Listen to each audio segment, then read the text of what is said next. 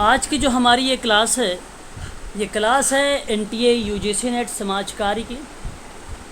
और जैसा कि आप सभी लोगों को पता है कि मैं कल से आप लोगों की क्लास जो है नया बैच के रूप में स्टार्ट किया हूँ। हालांकि कुछ बच्चों का रिवीज़न हो रहा है और कुछ बच्चों का पहली बार जो है यहाँ पर यूनिट नंबर फर्स्ट से कवर किया जा रहा है।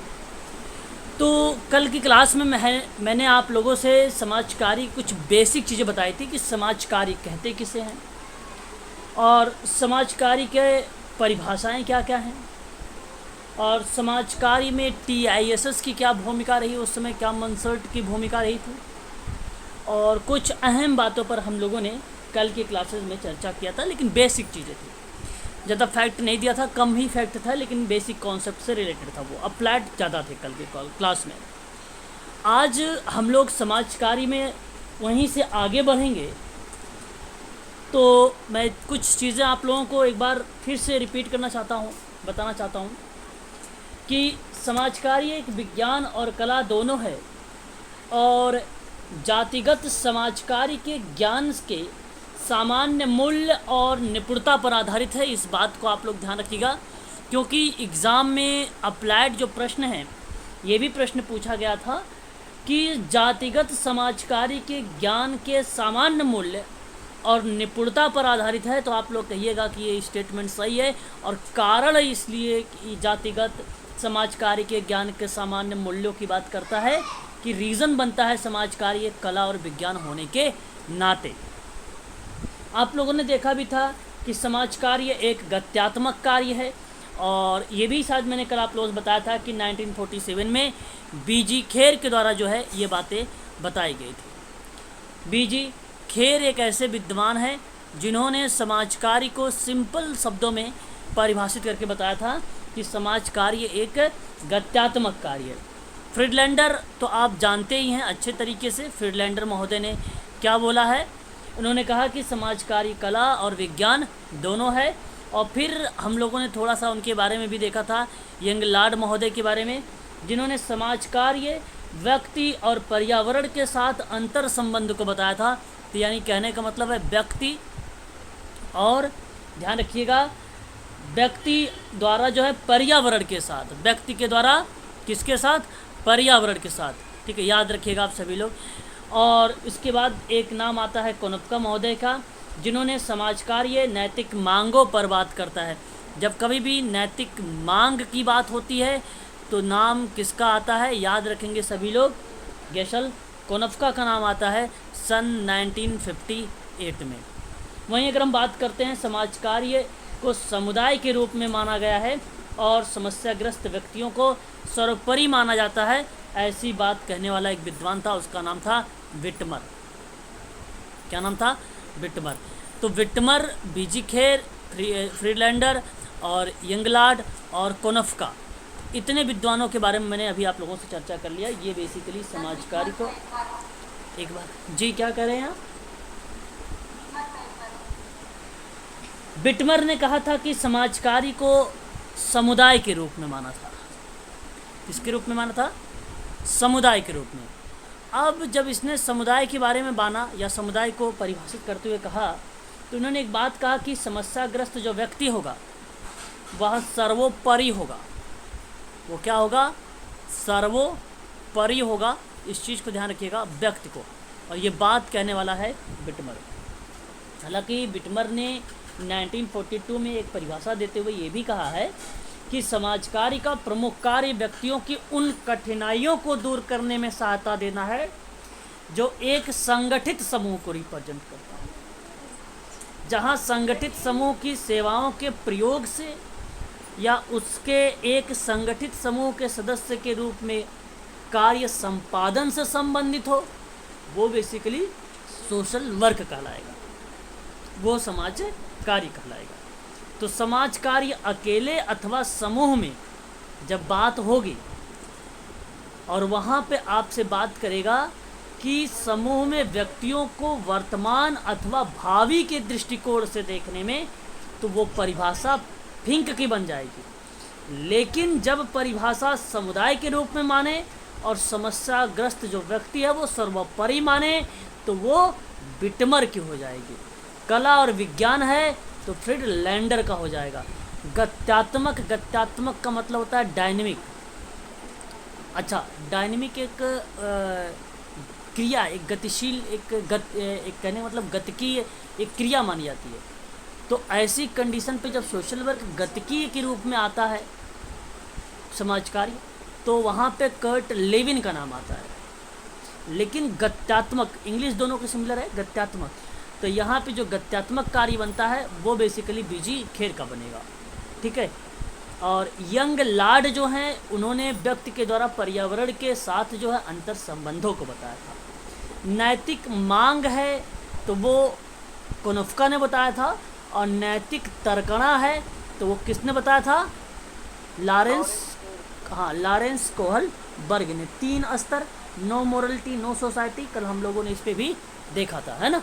चलो, तो स्पष्ट है, फिर आगे बढ़ें, बताइए। जी सर। हाँ, चलिए आगे बढ़ते हैं। तो आज हम शुरुआत करने वाले हैं। हमने कल की क्लास में थोड़ा सा देखा भी था कि समाज कार्य की उद्देश्य क्या क्या है। बेसिकली देखिए, जो उद्देश्य होता है वो लक्ष्य को ही रिप्रेजेंट करता है। कोई बच्चा मुझे बताना चाहेगा उद्देश्य और लक्ष्य में अंतर क्या होता है? उद्देश्य और लक्ष्य में अंतर कोई बच्चा बताना चाहेगा मुझे? एम, टारगेट, किसी को नहीं पता? अरे भाई साहब, डॉक्टर बनने वाले हो, सभी के सभी पीएचडी करने वाले स्टूडेंट हो, और आप ही लोगों को नहीं पता एम और ऑब्जेक्टिव, टारगेट, तो कैसे काम चलेगा? है, बताओ।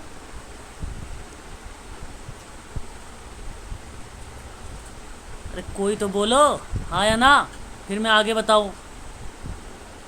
सर, उद्देश्य का मतलब समूह को उन्नत बनाना। अच्छा, टारगेट का मतलब?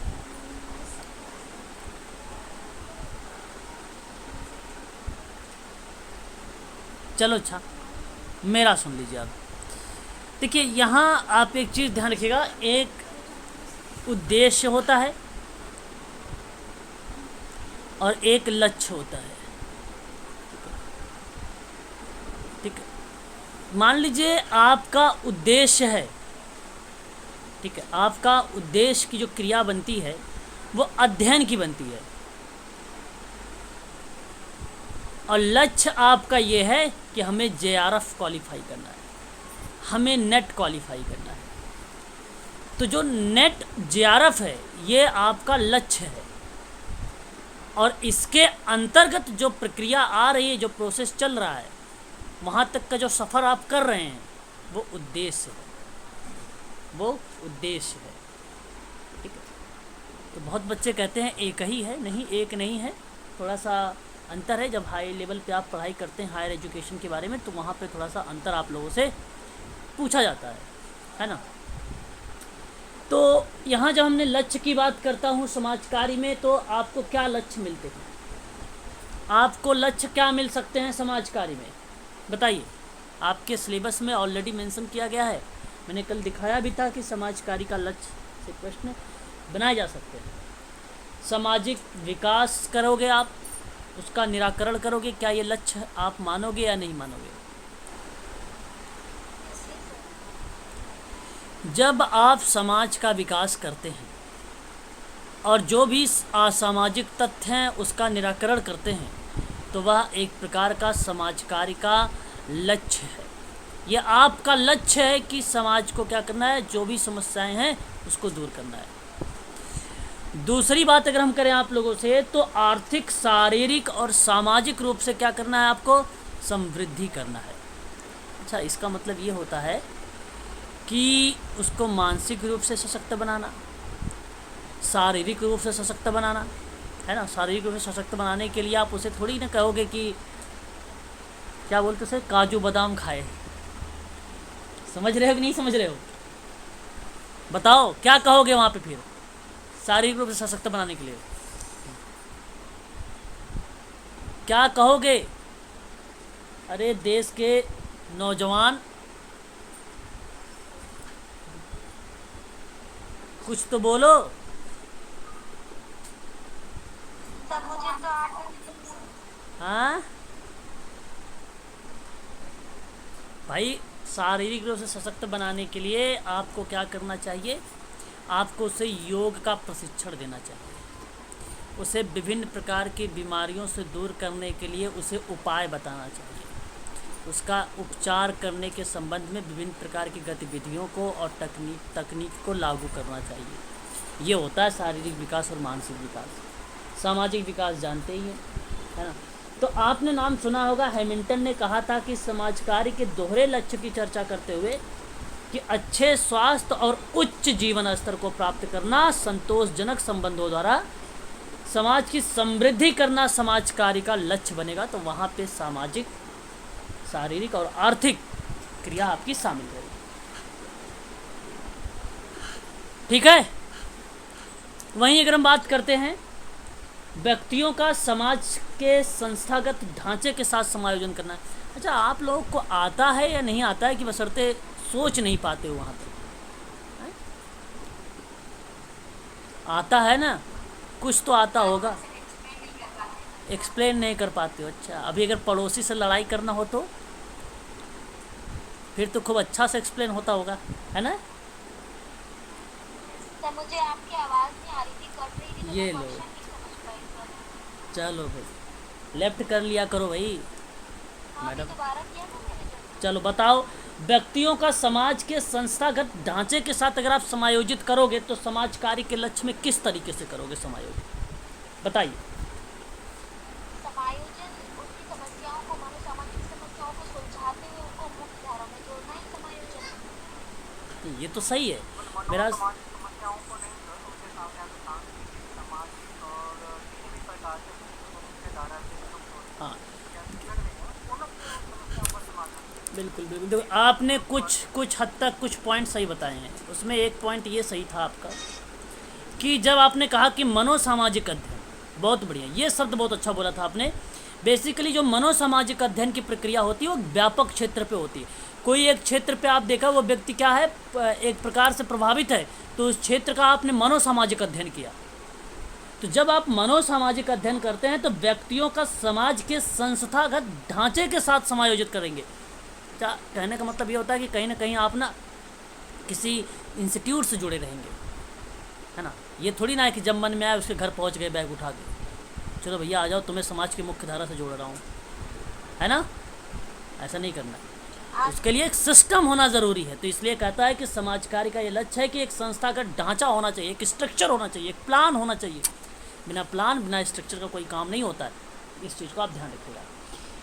लोगों की सहायता करना है। अब आपको बताओ लोगों की सहायता कैसे करोगे? लोगों की सहायता डायरेक्ट नहीं करेंगे, उनको कैपेबल बनाएंगे जिससे वो अपनी सहायता स्वयं करें। अच्छा चलो भाई, और कोई बच्चा बताए। उनकी सहायता प्रत्यक्ष और अप्रत्यक्ष रूप से दोनों प्रकार से हो सकती है। बिल्कुल प्रत्यक्ष और अप्रत्यक्ष दोनों विधियाँ, बिल्कुल दोनों से बिल्कुल हम बिल्कुल, ये भी आपका सही था। देखिए लोगों की सहायता दो तरीके से की जाती है समाज कार्य में। एक उसने कहा था कि आप प्रत्यक्ष रूप से कर दीजिए भैया, चलो ठीक है, प्राथमिक प्रणाली के माध्यम से कर दिया। दूसरा कहता है आप प्रत्यक्ष रूप से कर दीजिए, और आप प्रत्यक्ष वो होता है जो सहायक के रूप में होता है। कहने का मतलब सेकेंडरी। तो मेरा कहने का मतलब है कि जो सहायक है वो नीति बनाती है। आपने सुना होगा योजनाएं, पीएम, प्रधानमंत्री आवास योजना, प्रधानमंत्री जनधन योजना, प्रधानमंत्री मुद्रा योजना, ये जितनी सारी योजनाएं हैं वो अप्रत्यक्ष के अंतर्गत आती है। तो आप उसकी जब मदद करते तो कहलाती है लोगों की सहायता कर रहे हो आप। अच्छा ये तो ऐसे हो गया। एक तो ये भी हो जाता है कि एक व्यक्ति आया आपके पास, उसके पास समस्या है, अब उसकी समस्या को आपने मनोसामाजिक अध्ययन किया और अध्ययन करके उसका उपचार करना शुरू कर दिया और उसे वहीं पे थेरेपी देना शुरू कर दिए, और थेरेपी के माध्यम से उस व्यक्ति को समाज की मुख्य धारा से जोड़ रहे हो, तो वो भी एक प्रकार से क्या हो गया कि लोगों की सहायता करना हो जाएगा। तो ये एक सिस्टम से करना है, ये नहीं कि कोई व्यक्ति अगर जा रहा है रास्ते में पकड़ लिया, पकड़ के जा जाओ सही भाई तुम्हारी सहायता कर देते हैं, ऐसे थोड़ी होगा कोई का, है ना। तो सोशल वर्क दो तरीके से होते हैं, एक प्रत्यक्ष रूप से होते हैं, एक अप्रत्यक्ष रूप से। ये बात किसने कहा था, कौन बताएगा? फ्लोरेंस होलिस ने। शाबाश, दिमाग आप लोगों का चल रहा है, तो अच्छी बात है, चलाते रहो इसी तरीके से। आगे बढ़ो। अच्छा, एक तो ये हो गया। और देखो सुनो, समाज कार्य का जब भी हम लक्ष्य बनाते हैं तो कल्याण वाली जो भी प्रक्रिया आती है ना, कल्याण की प्रक्रिया में आप हमेशा याद रखिएगा सहायक जरूर जोड़िएगा, क्योंकि ये अप्रत्यक्ष ही होती है ना कि प्रत्यक्ष होती है। प्रत्यक्ष में से केस वर्क हो जाता है, कम्युनिटी वर्क हो जाता है, ग्रुप वर्क हो जाता है, ये होता है प्रत्यक्ष रूप से। तो जब आप कल्याण और सामाजिक सहयोग की बात करेंगे तो वहाँ पर व्यक्तियों के कल्याण के रूप में आपसी सहयोग की बात करेंगे, तो सामाजिक वास्तविकता के प्रति उसको जागरूक करेंगे। जागरूक करने का मतलब क्या होता है? अब मान लीजिए, अभी आपको बता दूं मैं कि कुछ तो ऐसे भी अपने देश में गांव हैं, उन्हें पता ही नहीं होगा कि कोविड-19 कैसे आया और कोविड-19 गया कैसे, है ना। कुछ तो होंगे ऐसे। थोड़ा चार्जर लगाना। तो मैं आपसे ये कहूँगा कि आप सभी लोग सामाजिक वास्तविकता से जुड़कर उन व्यक्तियों को समाज की मुख्य धारा से जोड़ने के लिए आपको उन लोगों को जागरूक करना पड़ेगा। आप कैंप लगा दीजिएगा, सेमिनार लगा दीजिएगा, सम्मेलन लगा दीजिएगा, या तो गांव के प्रधान से मिलिएगा और मिलकर कहीं किसी प्राथमिक स्कूल में जाकर उनको क्या करना शुरू कर देना, जागरूक करना शुरू कर देना। पहले बच्चों को करो, बच्चों के बाद पेरेंट्स को करो, मीटिंग रखो। ये सारी चीज़ें आपका समाज कार्य के लक्ष्य के अंतर्गत आ जाती है। अब वहीं अगर हम बात करते हैं तो समाज कार्य, एक बार मैं इसको इरेज कर दूं, बहुत सारा यहाँ पे गोजागाजी कर दिया है ना।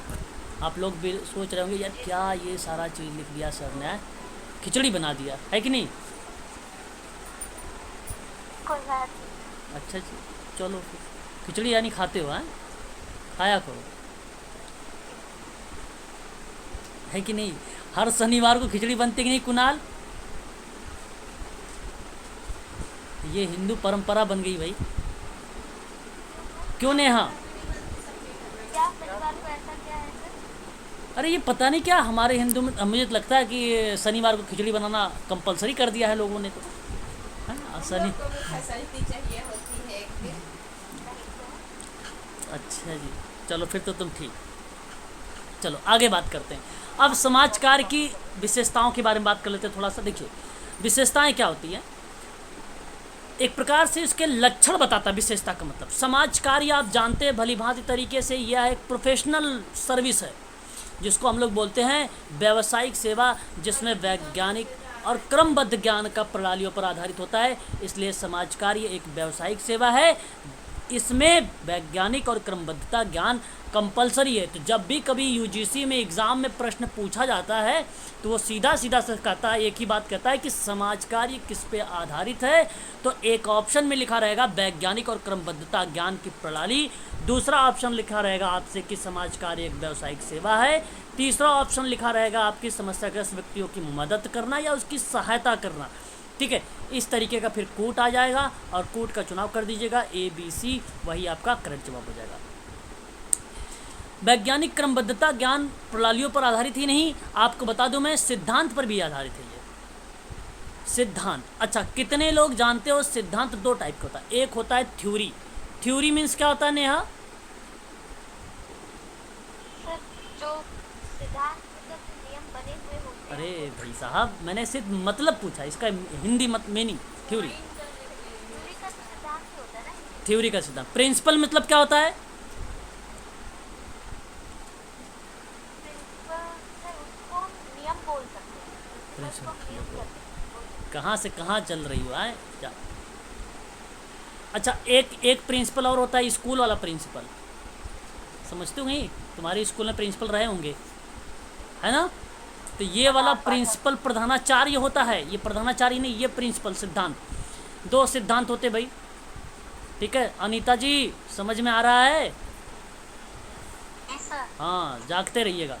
तो देखिए, एक प्रिंसिपल होता है जो ये उस सार्वभौमिक सत्यता पर आधारित होता है। नेहा ने कहा कि भाई नियम वगैरह होता है, बिल्कुल राइट बताया आपने, उसकी आपने व्याख्या कर रहे थे और ये सही जवाब है कि जहाँ पे नियम हो, जो सार्वभौमिक सत्य। अब सूरज पूरब में ही उगता है, अब इस पे तो कोई बदल नहीं सकता ना, ये तो सत्य बात है कि पश्चिम में भी कोई उगा सकता है, नहीं ना।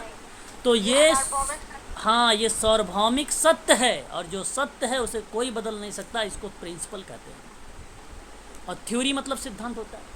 अब जैसे मैंने कोई बात बोला, अब उसमें आप ही लोगों में से महान भाव कोई आए कहे सर ऐसे नहीं होता, ऐसे हो सकता है, तो कहने का मतलब ये हुआ कि आपने मेरी थ्योरी को, मेरे सिद्धांत को, मेरे जो बताए गए अनुसार जो विचार थे उस पर आपने मॉडिफाई कर दिया। मॉडिफाई का मतलब होता है परिवर्तन कर दिया। आपने सुना होगा टालमिया ने कहा था पृथ्वी क्या है, गोल है, जो कि पृथ्वी गोल नहीं है, पृथ्वी अंडाकार है ना। बहुत सारे विद्वान आए, तो टालमिया का क्या हो गया, थ्योरी वहाँ पे क्या हुई, मॉडिफाई कर दी गई। कॉन्सेप्ट बदल गया। हाँ, तो वैसी तरीके से आपका जो है वो कहलाती है थ्योरी। तो थ्योरी बहुत सारी है, सीबीटी है। अब सीबीटी में अगर आप लोगों ने खूब अच्छे से अध्ययन कर लिया और सीबीटी के बारे में खूब किताब वगैरह लेके पीएचडी करके आपने किताब लिख दिया, थ्योरी ऐसे ऐसे नहीं ऐसे की जाती है सीबीटी, तो आपकी थ्योरी वहाँ पे हो जाएगी। आपने एक्सचेंज थ्योरी की बात कर ली, एक्सचेंज थ्योरी के आधार पे आपने कुछ बता दिया कि ये विनिमय का सिद्धांत ऐसे न ऐसे होगा, और आपने बुक लिख दिया और वो इम्प्लीमेंट हो गया सही तरीके से, वो लाभदायक हो रहा है, लोगों के साथ एक प्रकार से काम में यूज़ हो रहा है, तो आप वहाँ पे क्या बोलते हैं कि अब वो आपकी थ्योरी लागू हो जाएगी। फिर जॉर्ज थॉमस की थ्योरी वहाँ पे गलत हो जाती है। मतलब गलत नहीं आप कह सकते, लेकिन आलोचना हो जाती है उसकी। किसी की थ्योरी का आप गलत मत कहिएगा कभी। अब देखो कोई भी टीचर या शिक्षक पढ़ाता है ना, तो गलत नहीं, हाँ हालांकि ये कभी कभी बाय मिस्टेक्स हो जाता है शिक्षक, लेकिन अपने समझ से वो 100% देता है। परंतु अगर गलत हो जाता है तो आप उसकी थ्योरी को ना साबित करें अच्छे से, ना कि उसको सीधा गलत करें। अब भाई एप्पल मीन्स अगर बॉल पढ़ाए तो ये तो गलत है, ऐसा तो कोई टीचर कराएगा नहीं। एप्पल मीन्स सीधा बता सकता है कि आप ये बोल सकते हैं एप्पल मीन्स सेब होता है, और आप कहना तो आप ये बोल सकते हो कि ये एक प्रकार का क्या है, ये फ्रूट्स है। बस ये आपने आलोचना कर दिया, भाई फ्रूट्स ही तो है एप्पल, बस आलोचना हो गई इसकी, है ना। तो इसको आलोचना बोलते हैं। जैसे आपने इंग्लिश में क्या, एंग्री मीन्स क्रोध होता है, रेंज मीन्स भी क्रोध होता है, आपने क्रोध रेंज को बोल दिया, ये आलोचना कर दिया। तो आलोचना करने की कोशिश करिएगा, गलत करने की कोशिश मत करिएगा किसी सिद्धांत को, ठीक है। तो इसलिए ये भी समाजकार्य पे आधारित है। समाजकारी समस्याओं का मनोसामाजिक अध्ययन करता है। अब भाई देखिए सुनिए, जब कोई सेवार्थी है, कोई व्यक्ति है, कोई समुदाय है, समूह है, उसका अगर आप अध्ययन ही नहीं करोगे तो काम कैसे करोगे। मतलब जानना ज़रूरी है कि उसकी समस्या क्या है, और बिना समस्या जाने, अभी पता है आपको गांव में जहाँ चाय वो लोग पीते हैं 4 लोग बैठ के, और बहुत बड़े नेता बन जाएंगे, बीच में एक आदमी बैठा रहेगा, है ना, और वो 4-5 को बैठा के ज्ञान बांटेगा, है ना, खूब उसको बताएगा ये करो वो करो। और अब पूछो कितना एजुकेशन है, कहेगा अरे उस समय इतने अच्छे अच्छे टीचर हुआ, 5वीं पढ़ा हूँ और बहुत मारते थे, यही बताएगा। और अगर आप चले जाइए वहाँ पे, एक मेडिकल सोशल वर्कर चला जाएगा वहाँ पे, तो उसका कोई वैल्यू नहीं होगा भाई। प्रोफेशनल सोशल वर्कर कोई वैल्यू नहीं होगा। क्यों नहीं होगा भाई, क्योंकि वो अपना पूरा परचम लहरा रहा है यहाँ पे, और वो बता रहा फर्स्ट एड, इलाज का फर्स्ट एड बता रहा है। गांव में सुना होगा ना, पहले सबसे पहले अगर चोट लगती है तो फिटकरी लगाओ, डॉक्टर के पास ना जाओ। पहले डिलीवरी होता था तो दाई को बुलाओ, एक दिन पहले ही दाई को बुला लेते थे।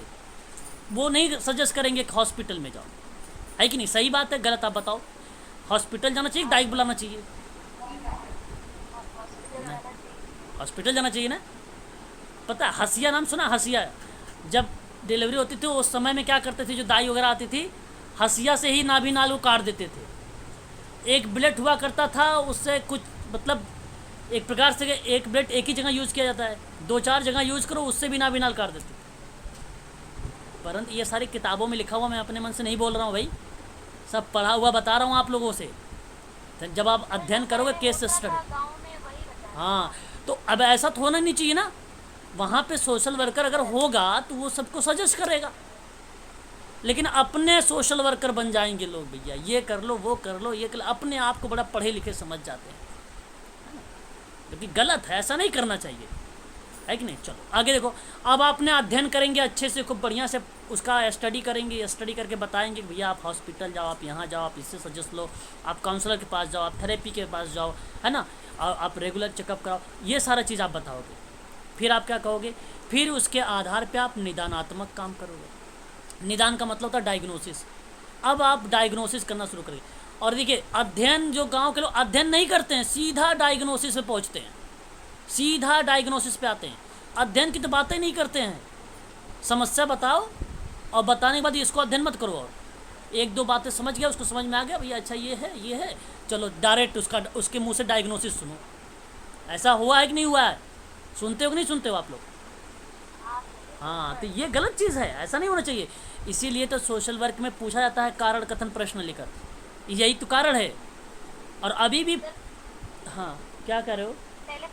पहले जो पंचायतें काम करती थी तो वो समस्या सुनते ही साथ उनका समाधान कर देती थी, उनका निर्णय दे देती थी, उनका स्टडी नहीं करती थी। बिल्कुल बिल्कुल सही जवाब। पहले पंचायत वगैरह ऐसा होता था, निर्णय ही नहीं सुनता था पूरी, बस भाई बात हो गई, अध्ययन बिल्कुल नहीं है, स्टडी बिल्कुल नहीं, सीधा भैया हाँ इसको घर से काला पानी भेज दीजिए, है ना, कहीं कुछ कर दीजिए, घर से बहिष्कार कर दीजिए, ये सिस्टम हुआ करता था। लेकिन जो गलत है ये सारा सिस्टम। निदानात्मक हुआ, फिर उसके बाद मूल्यांकन की प्रक्रिया। अब देखो, मूल्यांकन करने के बाद, पश्चात का मतलब था बाद, प्रदान की जाती है। अच्छा, इसका मतलब ये नहीं कि आपने अध्ययन कर दिया, निदान कर लिया, मूल्यांकन कर लिया तो उसके बाद काम खत्म हो गया। आपको उसके साथ टच में रहना होगा, टच में रहना होगा, और जब तक टच में ही नहीं रहोगे तो काम होगा कैसे?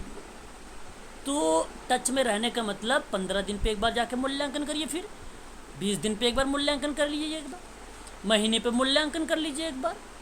ये काम तो आपको करना ही पड़ेगा। उसकी फाइल ऐसा नहीं क्लोज रख दीजिए, अलमारी में पड़ी रहेगी, ऐसा नहीं करना है। बात समझ में आ रही है?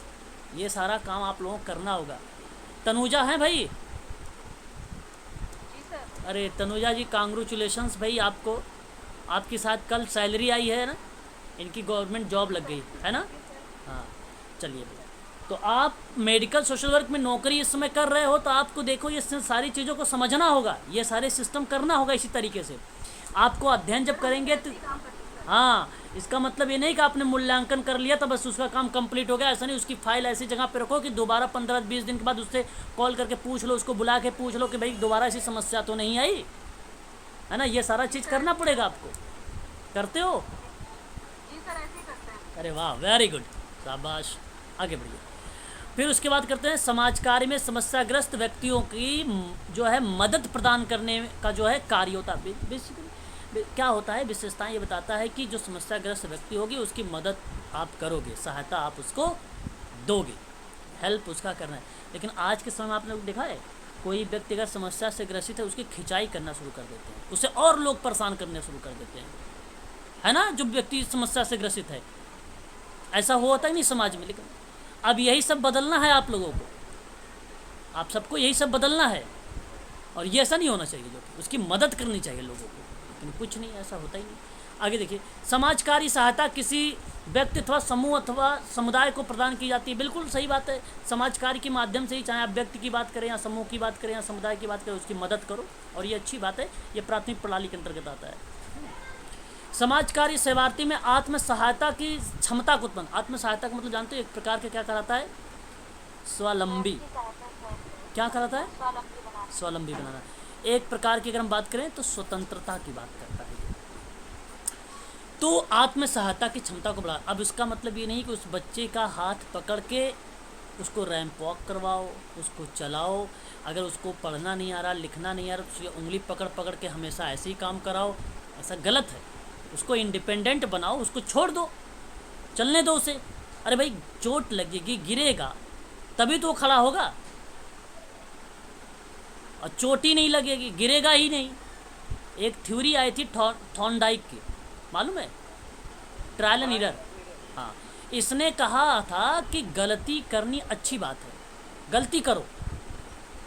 अब इसका मतलब ये नहीं कि आप पूरी गलतियाँ करते रहना, मेरी मतलब ये है कि पॉइंट आप भी पढ़ा रहा हूँ पढ़ाने के हिसाब से, समझ रहे हो कि नहीं समझ रहे हो, वरना पता चले कि सर ने बताया था गलती करनी अच्छी बात है, लाओ आज गलतियाँ करते हैं अब तो, है ना। तो गलती को दोहराना नहीं चाहिए, उससे एक्सपीरियंस लेके आगे। हाँ, उससे गलती को ना आपको सीखना है, उस गलती से। तो गलती करनी अच्छी बात है, गलती से ही व्यक्ति सीखता है। अब यूजीसी अगर आप किसी का क्रैक नहीं होता है तो वो जानते हो, अनुभव उनको मिलता है। जो बच्चा, अगर मैं बता दूँ, 2 से 3 बार अटेम्प्ट किया होगा यूजीसी का, उसके पास बहुत अनुभव होगा यूजीसी का पेपर देने के लिए, एक्सपीरियंस बंदा होगा वो, और इस बार वो अच्छे नंबर से भी क्रैक कर सकता है। क्योंकि वो समझ रहा है सारी चीज़ें। अब बार बार एक ही प्रश्न को देख रहा है, किस तरीके से प्रश्न आ रहा, वो रूबरू हो जा रहा है। हाँ, फ्रेशर के लिए थोड़ी सी दिक्कत आती है, परंतु उतना भी दिक्कत नहीं। अगर वो सही से समझे तो उसके लिए भी कोई दिक्कत नहीं, फ्रेशर के लिए भी। तो गलतियाँ भी होनी चाहिए, ऐसी बात नहीं, गलती तो होना भी उचित है। फिर कहता है कि समाज कार्य का क्षेत्र अत्यधिक व्यापक है, और क्योंकि हम जहाँ कहीं ऐसी समस्याएं पाई जाती हैं जो व्यक्ति उसकी प्रभावपूर्ण सामाजिक क्रिया और उसके समायोजन के मार्ग में व्यवधान उत्पन्न करती है, तो वहाँ समाज कार्य की सहायता की आवश्यकता पड़ जाती है। तो अब हम लोग बात करेंगे समाज कार्य के क्षेत्रों के बारे में। अब समाज कार्य का क्षेत्र कौन कौन सा है,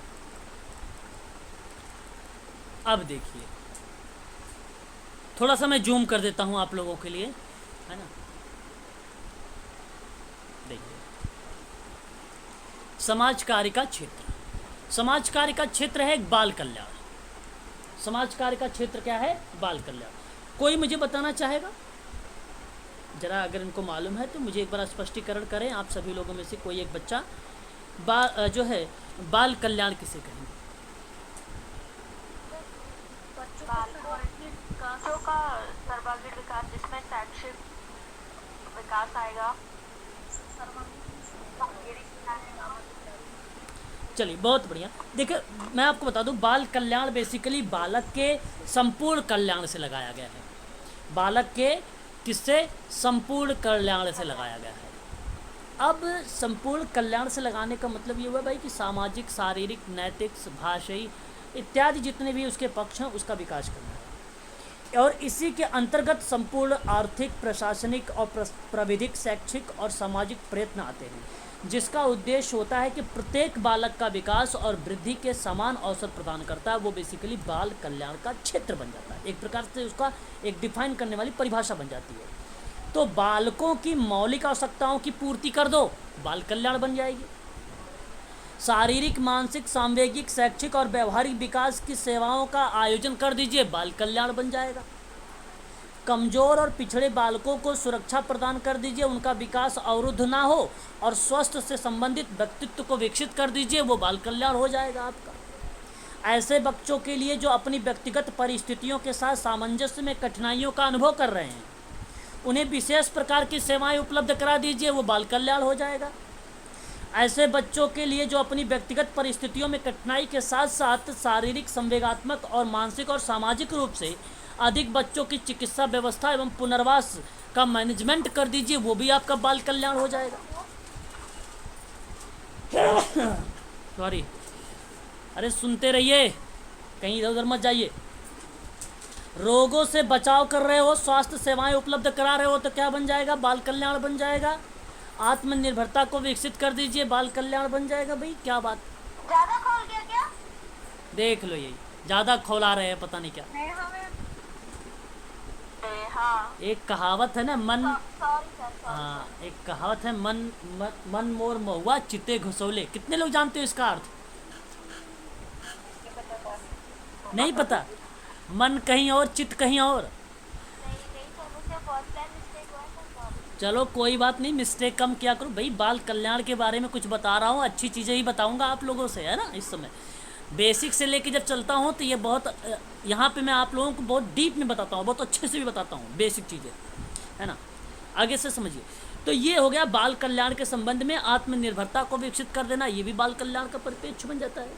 अब बेसिकली यूजीसी ये आपसे पूछ सकता है कि बाल कल्याण के जो बृहद क्षेत्र हैं वो 5 ही क्षेत्र हैं, 5 से कोई अलग क्षेत्र नहीं आया है। आज आप चाहे इग्नू की किताब देख लीजिए, चाहे उत्तराखंड समाज कार्य की किताब देख लीजिए, कोई भी किताब देख लें, बाल कल्याण का 5 बृहद क्षेत्र हैं, और उन 5 क्षेत्रों के माध्यम से सेवाएं उपलब्ध कराई जाती हैं। नंबर 1 आपका बनेगा उपचारात्मक सेवाएं, नंबर 2 आपका बनेगा सुधारात्मक सेवाएं, नंबर 3 आपका बनेगा पुनर्वास संबंधी सेवाएं, नंबर 4 आपका बनेगा निरोधात्मक सेवाएं, नंबर 5 आपका बनेगा विकासात्मक सेवाएं। बस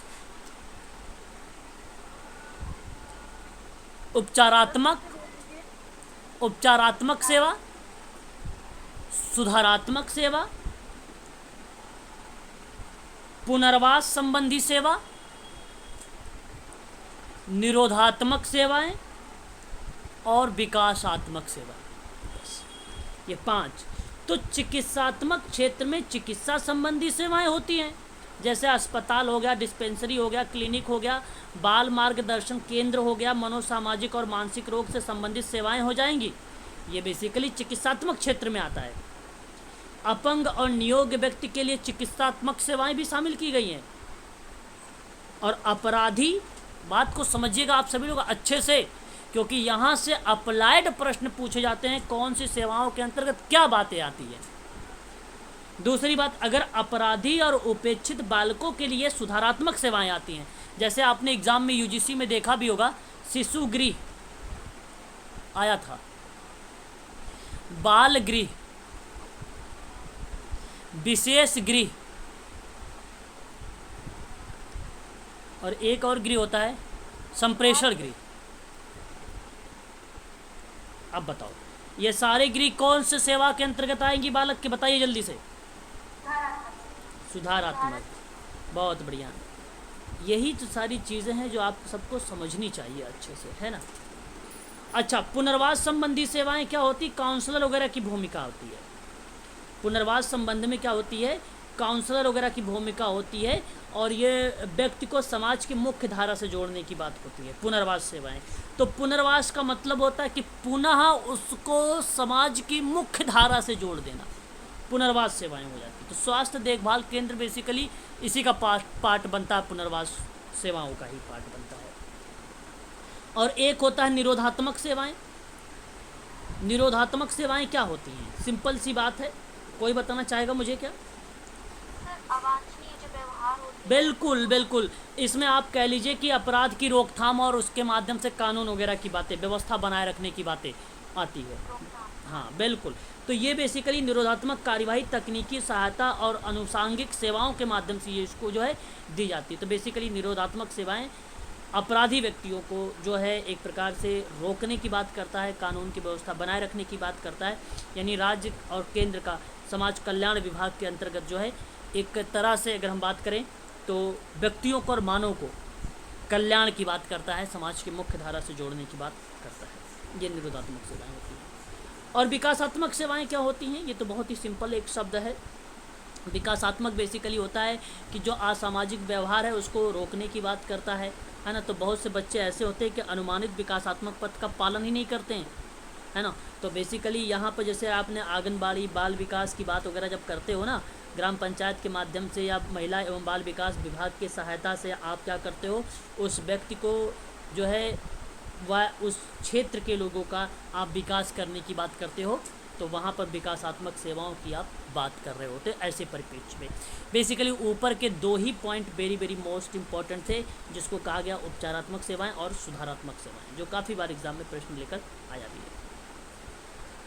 इसमें आप लोगों से कभी कभी बालकों को संवैधानिक प्रावधानों की बात करता है, और जब संवैधानिक प्रावधान की बात होती है तो मैं आप लोगों से कुछ आर्टिकल का नाम लेना चाहूँगा। एक तो संविधान आप 15 का 3 नोट कर लीजिएगा, एक आप आर्टिकल को नोट कर लीजिएगा 17 बच्चों में एक आर्टिकल नोट कर लीजिएगा 24 बच्चों में, एक आर्टिकल नोट कर लीजिएगा 39 का F, एक आर्टिकल आप नोट कर लीजिएगा जो है 45, शाबाश। एक आर्टिकल नोट कर लीजिएगा 21 का और एक आर्टिकल आप नोट कर लीजिएगा 51 का और एक आर्टिकल आप नोट कर लीजिएगा जो है 46, 42, 42, 46, 47, ये आर्टिकल नोट कर लीजिएगा। इससे बाहर बच्चों के संबंध में 110% गारंटी लेता हूँ, एग्जाम में पूछा ही गया नहीं। मैं बच्चों के परिप्रेक्ष्य में बोल रहा हूँ, बस बच्चों के परिप्रेक्ष्य में। आप कहो तो मैं एक एक करके क्लियर कर दूँ, या आप कहो तो मैं आगे बढ़ जाऊँ। आप जानते हैं अच्छे तरीके से 15 का 3, 15 के 3 में मैडम ये कहा गया है आपके आर्टिकल में कि राज्य को महिलाओं और बच्चों के लिए विशेष प्रावधान बनाने का अधिकार होगा। अब महिला और बच्चों के लिए विशेष प्रावधान, बेसिकली मैं बच्चों के परिप्रेक्ष्य से बोल रहा हूँ यहाँ पे। 15 का 3 महिलाओं का जब महिला कल्याण पढ़ाऊंगा तो वहाँ पे भी डाल दूंगा इसको, ठीक है।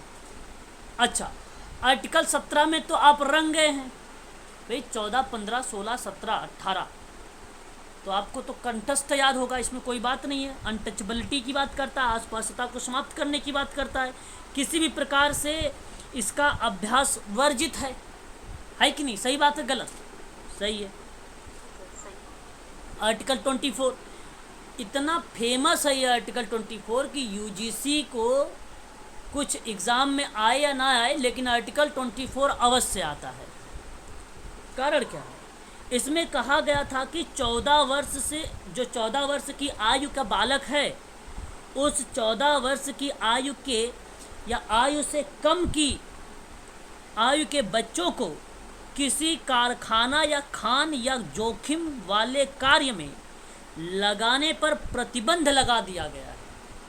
तो आप बताइए, 14 साल से जो कम के बच्चे हैं उनके साथ काम आप ना ही कंपनी या कारखाना या कोई खान इत्यादि जैसी बड़ी बड़ी जो एजेंसियां कंपनियां हैं उसमें आप काम नहीं ले सकते हैं। बच्चों से वर्जित किया गया है, मना किया गया है आर्टिकल नंबर 24 में, निषेध है। लेकिन देखा जाए अगर गांव में वगैरह में इतनी गरीबी है जिसकी वजह से बच्चे ऐसे भी काम करते हैं, है ना। अब सोशल वर्कर अगर कोई वहाँ पर रहे तो उसको मना कर सकता है। 39 के एफ में आप जानते हैं 42वां संविधान संशोधन 1976 में हुआ था, तो उसमें बच्चों को स्वास्थ्य एवं मुक्त वातावरण में अपने विकास के अवसर प्रदान करने की बात की गई थी। 39 के एफ में बच्चों को स्वास्थ्य एवं मुक्त वातावरण में अपने विकास का अवसर प्रदान करने की बात की गई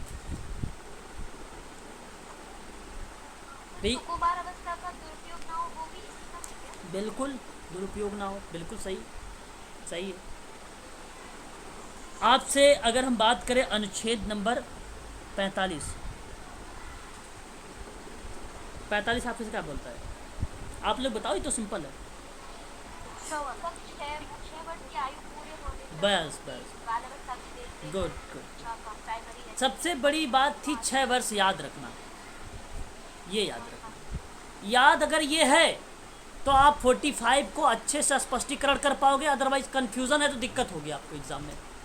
6 वर्ष याद रखिए कि राज्य के सभी बालकों के लिए 6 वर्ष की आयु पूरी करने तक में प्रारंभिक बाल्यावस्था देखरेख शिक्षा देने के उपबंध करने का प्रयास करेगा।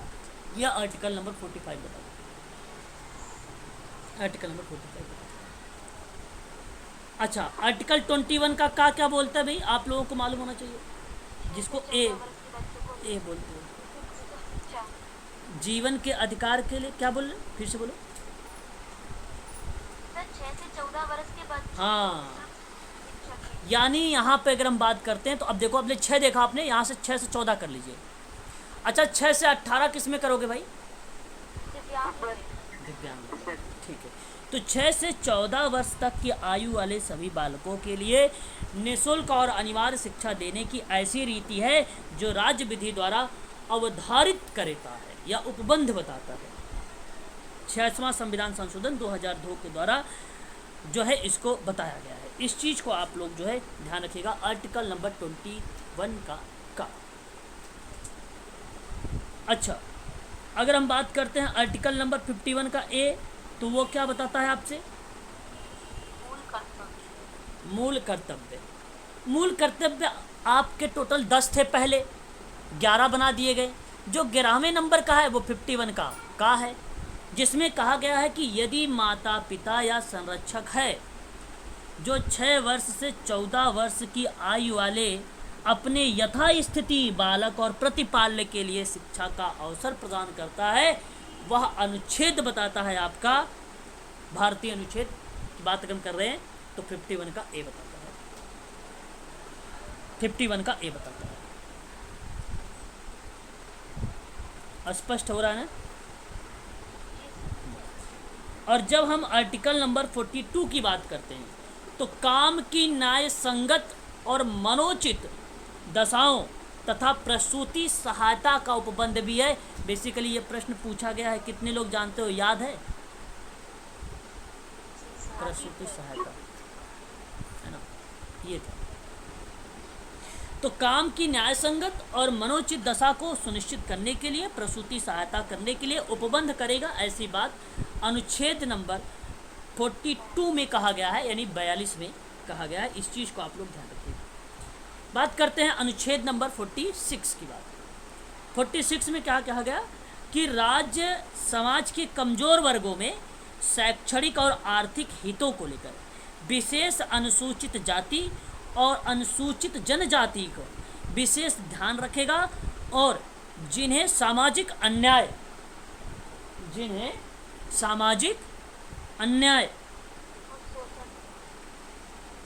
उनके शोषण से या सभी प्रकार के शोषण से संरक्षित करेगा। यह आपको बताएगा आर्टिकल नंबर 46। आर्टिकल 47 आपसे क्या बोलता है कि लोगों के पोषाहार स्तर और जीवन स्तर को ऊंचा करने के लिए लोक स्वास्थ्य में सुधार को अपने प्राथमिक कर्तव्यों को मानेगा और राज्य और विशिष्टता मादक पेय और स्वास्थ्य के लिए हानिकारक औषधियों की या औषधि प्रयोजन से भिन्न माना गया है। इसलिए आर्टिकल नंबर 47 में इस बात को बताया गया, पोषाहार स्तर और जीवन स्तर को ऊंचा उठाना, ठीक, इस बात को आप लोग ध्यान रखिएगा। तो ये था बाल कल्याण के परिप्रेक्ष्य में जो आप सब के लिए इम्पोर्टेंट था। इस चीज़ को आप सभी लोग जो है ध्यान रखिएगा। चलिए, बाल कल्याण में आप लोगों ने नाम सुना होगा, नीति के बारे में थोड़ा सा चर्चा कर लेते हैं। आप अच्छा कॉपी पर नोट भी कर रहे हो ना? मैं आप सबको ये अच्छा आप लोगों को बता दूं ना, ये सारा चीज़ का मैं PDF भी दूंगा आप लोगों को, ताकि आप लोग अगर यहाँ पे पढ़े रहेंगे, देखे रहेंगे ना, तो जब मैं आपको वो दोबारा से कंटेंट करवाऊँगा ना, तो ये सारी चीज़ें आपको मिलेगी अच्छे से, फिर समझ में आएगा। ये सारा चीज़ मैं करवाऊँगा, सबकी PDF भी आप लोगों को प्रोवाइड करूँगा, आप निश्चिंत रहेंगे, है ना। ऐसा नहीं कि मैं PDF नहीं दूँगा, PDF भी आप लोगों को दूँगा। ठीक है, चलो आगे बात करते हैं। अब आप थोड़ा सा समझ लीजिए बालकों के लिए राष्ट्रीय नीति। अच्छा, किसी भी राष्ट्र की आर्थिक और भौतिक संपदा जो है चिरस्थायी नहीं हो सकती। यदि उसकी नई पीढ़ी गुणवत्ता युक्त ना हो तो मानव संसाधन के लिए बनने वाली राष्ट्रीय नीतियों में बालकों के कार्यक्रम की प्रमुखता को शामिल किया जाना चाहिए। तो ऐसे में अगर मैं आप लोगों से बात करूं, जो बालकों के शारीरिक और मानसिक और सामाजिक विकास का सार्वजनिक ध्यान दिया गया, पहली बार प्रधानमंत्री पंडित जवाहरलाल नेहरू, आपने नाम सुना होगा, है ना। ये भारत के प्रथम क्या रहे हैं? Prime minister. इन्हीं के जन्म दिवस 14 नवंबर को बाल दिवस मनाया जाता है, मालूम है? बाल दिवस मनाया जाता है। और 14 तारीख इसी बात को इंगित करती है कि 14 वर्ष से कम आयु के बालक श्रमिकों की श्रेणी में नहीं रखे जा सकते। क्या रीज़न था 14 नवंबर रखने का? तर्क पूछ रहा हूं मैं, बताइए।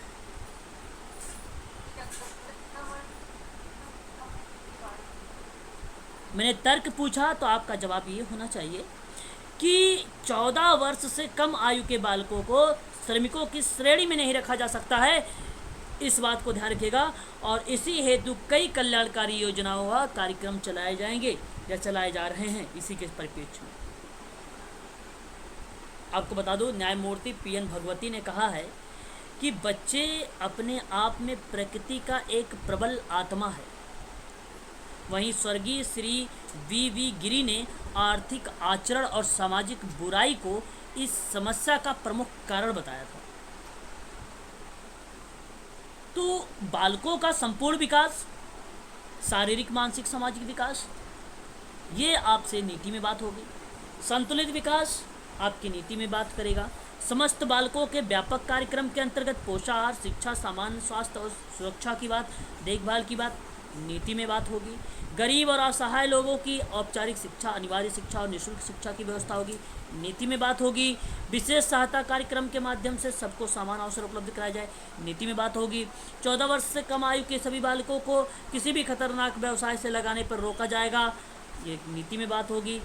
मानसिक दृष्टि से मंद बुद्धि, शारीरिक दृष्टि से अपंग और भावनात्मक दृष्टि से विक्षुब्ध बालकों को विशेष उपचार और शिक्षा, उचित देखभाल और पुनर्वास की व्यवस्था की जाएगी।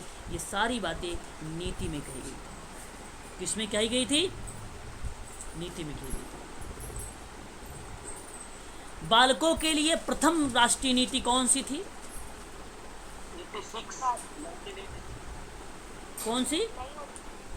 22 अगस्त 1974। ओके।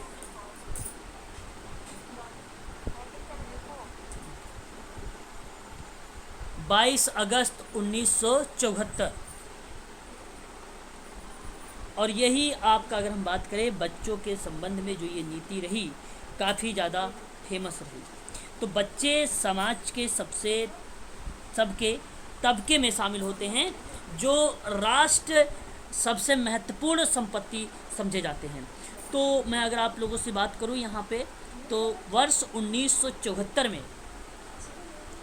22 अगस्त 1974 में भारत सरकार द्वारा घोषित किया गया और यह सुनिश्चित किया गया कि बच्चों के कार्यक्रम मानव संसाधन विकास को राष्ट्रीय योजना में बच्चों के कार्य कम सम्मिलित हो सके, सुनिश्चित किया जा सके और बच्चों के कमज़ोर वर्गों में बच्चों के विशेष रूप पर जो है बल दिया जाए। स्वास्थ्य, पोषण और शिक्षा और मनोरंजन के क्षेत्र में प्रभावकारी सेवाएं जो है उसको सुनिश्चित किया जाए।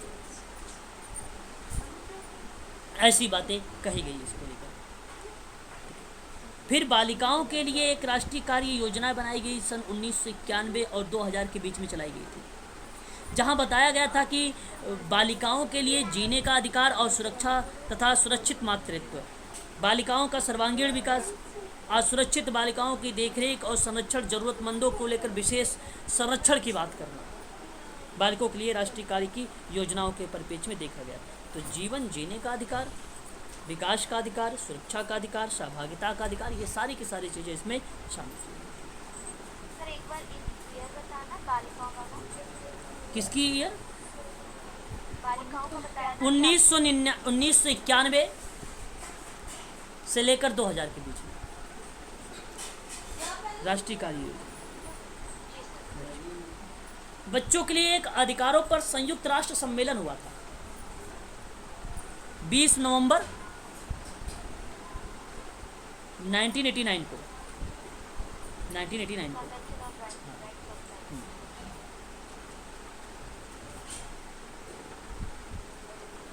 याद रहेगा। तो ये बेसिकली राष्ट्रीय संयुक्त राष्ट्र मानवाधिकार आयोग द्वारा बाल अधिकार कन्वेंशन का मसौदा तैयार किया था, जिसे 20 नवंबर 1989 को अंतर्राष्ट्रीय सभा जो है संयुक्त राष्ट्र आम सभा द्वारा जो है अंगीकृत इसको किया गया था। तो इस चीज़ को आप सभी लोग ध्यान रखिएगा, आप सभी लोग। अच्छा, आगे हम बात करते हैं यहाँ पर बच्चों के लिए अंतर्राष्ट्रीय वर्ष कब घोषित हुआ? 1979। अंतर्राष्ट्रीय वर्ष। देखो मैं आपको बता दूं कि यूनेस्को ने, मेरी बात को बड़ा ध्यान समझिएगा, यूनेस्को ने 1979 को अंतर्राष्ट्रीय बाल वर्ष के रूप में घोषित किया और संयुक्त राष्ट्र महासचिव थे, क्या नाम था उनका? नहीं, कर्ट वाइल्ड जो है वाल्डहाइम।